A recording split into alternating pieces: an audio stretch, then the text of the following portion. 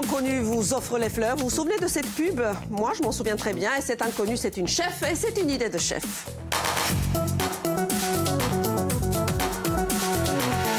Halima Zampirolo Bacchus est une femme. Bonjour Halima. Bonjour Marina. Et merci pour les fleurs.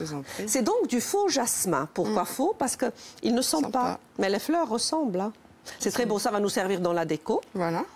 Et vous allez nous faire une tartelette de saison.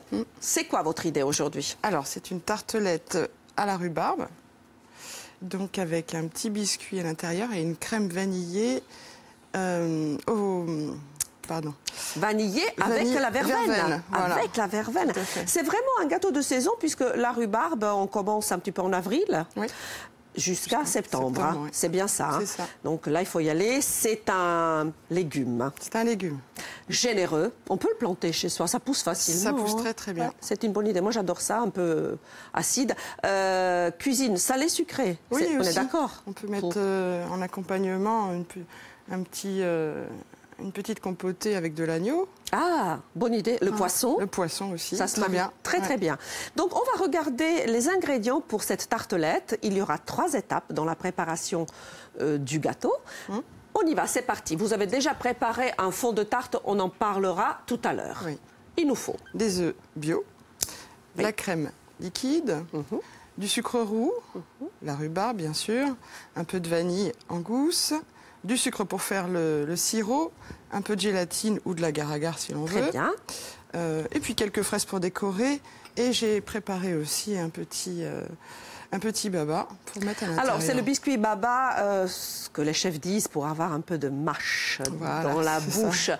Mais on peut faire avec ou sans. Hein, on peut faire sans. Hein. On peut faire sans. Les fraises que vous avez choisies aujourd'hui, ce sont lesquelles? Marat des Bois. Ah, c'est les plus parfumées. Attendez, on va voir si c'est les plus parfumées. Je ne suis pas si sûre. Moi, je les adore. Donc, la rhubarbe, voilà comment ça se présente. Expliquez-nous, ça me paraît toujours un petit peu compliqué, un peu long à la préparation. C'est juste? Une technique, oui, c'est vrai, c'est un peu long. Il faut s'y prendre. Faut acheter ça la veille. Les préparer et les sucrer un tout petit peu, les réserver au frais pour qu'elles prennent un peu de douceur avec le sucre. Ah bon? Oui, c'est mieux. Donc, il vaut mieux les faire la veille. La veille. C'est bien ça? Oui. Et est-ce que ça se mange cru ou absolument pas? Non. Parce pour moi, il y a trop d'amertume. Beaucoup d'amertume. Et d'acidité. Donc, il faut que ça se perde avec un peu de sucre et de cuisson. OK, très bien. Voilà. Donc, bien sûr, on va vous afficher la recette au fur et à mesure en deuxième partie. On va mixer un petit peu entre les deux à la pause. On va faire un peu de bruit, justement. On va profiter pour le faire à la pause. Donc, mais en attendant, on va saluer les filles qui sont là. Mais oui, les deux. Comment ça va, Marina? Mais toujours bien. Il y a les Marat des Bois, ce sont mes fraises préférées. Donc, je fonds. Tout va bien. Ça soigne votre mal de gorge, comme ça. C'est vrai. Allez, parce qu'il est interdit d'interdire en ce joli mois de mai, ce sera la ligne directrice, et bien du Festival du livre d'histoire et de la fiction historique. Je vais y arriver, moi, décidément. Michel Corotti, la présidente, sera avec nous pour nous parler de ce festival. Vous, Faustine, vous allez rendre hommage à l'auteur du Bûcher des Vanités, Tom Wolfe, qui est parti mardi. Exactement, mais plus précisément, on va parler chiffon, figurez-vous, avec le magnifique costume en lin blanc de Tom Wolfe. Ou comment ça a influencé le nouveau journalisme. J'ai cru que vous étiez en train de dire ça pour Florian, qui lui sera en direct de la quinzaine trimestrielle de la Brocante à Ajaccio. Enfin, à 13 ans, on fera une piqûre de rappel sur le don du sang. Alors, qui peut donner, comment ça se passe et comment le sang est ensuite restitué aux patients? Réponse avec Brigitte Pérez, elle est coordinatrice de l'EFS, l'établissement français du sang, et Marjorie Tchel, qui est notre référente santé. Voilà. Vous savez tout pour le programme. Donc, on reste, hein, on va regarder la suite après, bien sûr. Mais en attendant, on va commencer par la crème. Oui. Ça, c'est la première étape. Donc, qu'est-ce qu'il nous faut pour la crème? Moi, je m'occupe du feu, il me semble. Oui, je veux bien. Alors, on prend la crème liquide. Quelle puissance, chef? Assez rapide, là. On monte assez fort, à 7-8. Voilà. Nous allons intégrer donc le sucre roux. Immédiatement? Crème. Oui, oui.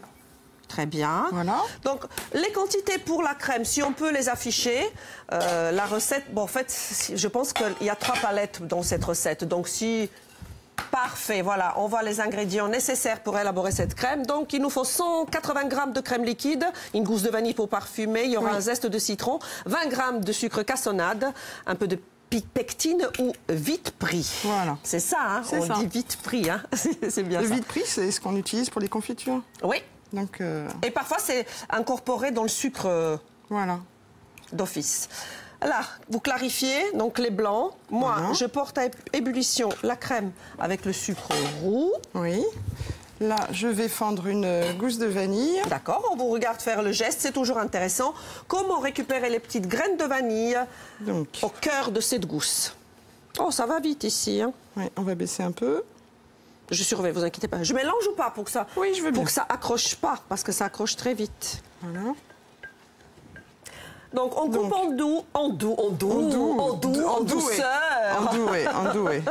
En deux la gousse et avec le dos du couteau, on gratte pour récupérer les petites graines que l'on met bien sûr dans la crème qui est en train déjà de... Ça bout, hein, oui, elle est frémissante. Hein. Voilà, très bien. Allez, je vous laisse surveiller, je reprends ma place. Pour vous dire que dans quelques secondes, vous retrouvez Frédéric Danesi pour le flash en langue corse. Il y aura aussi bien sûr une météo en langue corse. Nous nous retrouvons à 12h05 avec Alema Zampirolo pour une tartelette à la rhubarbe. En attendant, on va mixer, on va mélanger, on va avancer un petit peu la recette et on revient sur les ingrédients et surtout les secrets de notre chef à 12h05. Restez gourmands, je vous embrasse, bon appétit, à tout à l'heure.